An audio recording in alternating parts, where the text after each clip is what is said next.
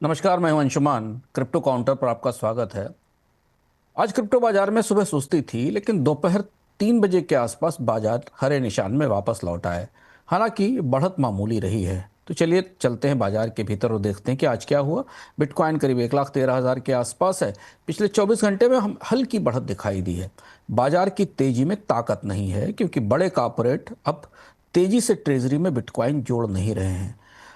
Supply एक्सचेंजों पर भी थोड़ा कारोबार कमी है, जिससे भारी गिरावट तो नहीं दिख रही, पर बड़ी खरीद भी नहीं है। इथेरियम की कीमत भी हल्की गिरावट के बाद सुधरी है, अब $4350 के आसपास है। नेटवर्क की कमाई यानी इथेरियम नेटवर्क का रेवेन्यू अगस्त में करीब 44% गिरा है, जिसकी वजह से निवेशकों में थोड़ी चिंता है। कॉइन के सीमित दायरे में रहने की संभावना है।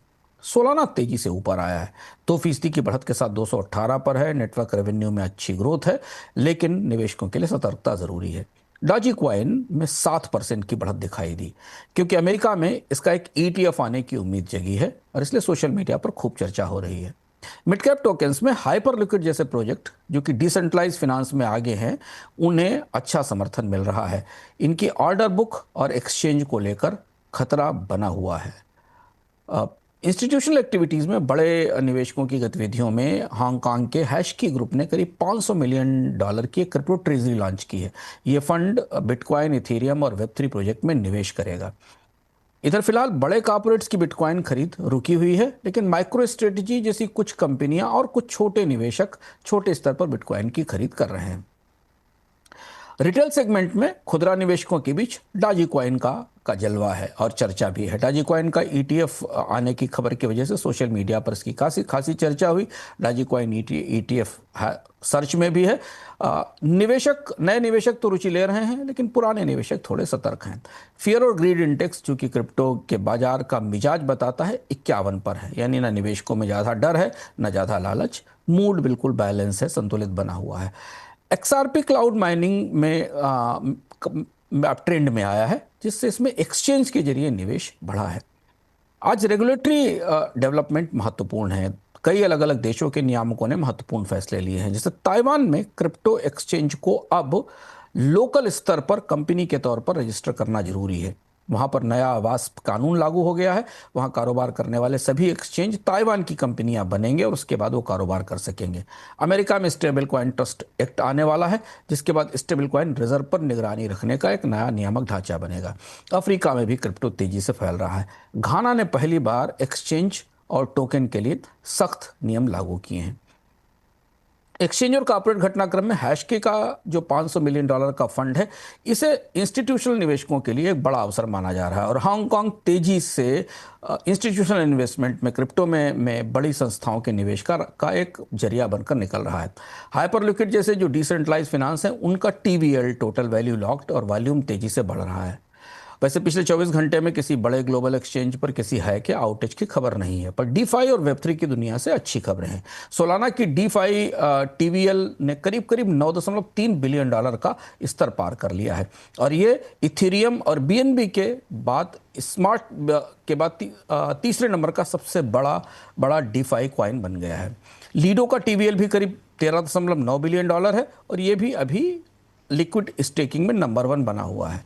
हाइपर ईवीएम ने करीब 1,06,000 एक्टिव वॉलेट बना शुरू करके रिकॉर्ड बनाया है, लेकिन नए यूजर्स को इस तरीके के प्लेटफॉर्म्स पर जोखिम में ध्यान देना पड़ेगा। पिछले 24 घंटों में कोई बड़ा फ्रॉड या हैक रिपोर्ट नहीं हुआ है, लेकिन बाजार में के आउटलुक और जोखिम में थोड़ा थोड़ा पेच है। रूस के में पुतिन के सलाहकार ने चेतावनी दी है कि अमेरिका अपनी $35 ट्रिलियन के डेट की समस्या को, कर्ज की समस्या को क्रिप्टो और गोल्ड मार्केट से हल करने की साजिश कर सकता है, कोशिश कर सकता है। हालांकि ये संभव नहीं है, लेकिन इसे लेकर क्रिप्टो बाजार में थोड़ी बेचैनी और अनिश्चितता बढ़ी है। निवेशक अब अमेरिका के महंगाई डेटा का, इन्फ्लेशन आंकड़ों का इंतजार कर रहे हैं, जो आने इस हफ्ते आएगा।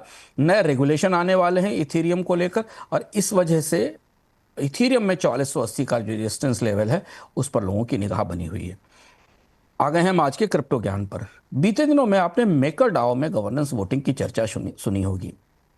क्या होती है गवर्नेंस वोटिंग? सोचिए कि कोई बड़ी हाउसिंग सोसाइटी है जहां हर फ्लैट ओनर को वोटिंग का हक है। जैसे कि किसी नए नियम में पार्किंग बनाने के लिए, क्लब बनाने के लिए कोई भी फैसला होना हो तो हर मेंबर अपने वोट के जरिए राय देता है। ठीक उसी तरह से डिसेंट्रलाइज फाइनेंस के प्रोटोकॉल में भी टोकन होल्डर मिलकर बड़े फैसले लेते हैं, जिसमें रिवार्ड रेट बदलना, नया फीचर जोड़ना, फीस घटाना या बढ़ाना, ये वोटिंग से तय होता है। अगस्त में मेकरडाओ के प्लेटफॉर्म पर गवर्नेंस वोटिंग हुई और क्रिप्टो बाजार की बड़ी सुर्खियों में थी। इस प्लेटफॉर्म का जो डाई स्टेबल कॉइन है उस पर दिया जाने वाला रिवार्ड रेट बढ़ा दिया जाए या नहीं, इस पर वोटिंग होनी थी। जिनके पास इसके टोकन थे उन्होंने वोट दिया, बहुमत से प्रपोजल पास हुआ और इसके बाद ये बदलाव अपने आप लागू हो गया। डिफाई की गवर्नेंस वोटिंग सिस्टम में हर टोकन ओनर की आवाज़ सुनी जाती है। हालांकि जिसका जितना बड़ा हिस्सा है उसकी उतनी ही बड़ी वोटिंग पावर होती है। लगभग ऐसा ही है जैसे कि किसी एक बड़ी कमेटी में अपना प्रतिनिधि चुना जाए, और इस वजह से ब्लॉकचेन पर डेमोक्रेसी सचमुच में सामने होती दिखाई देती है। क्रिप्टो काउंटर में आज इतना ही। कल फिर मिलते हैं नए अपडेट्स के साथ।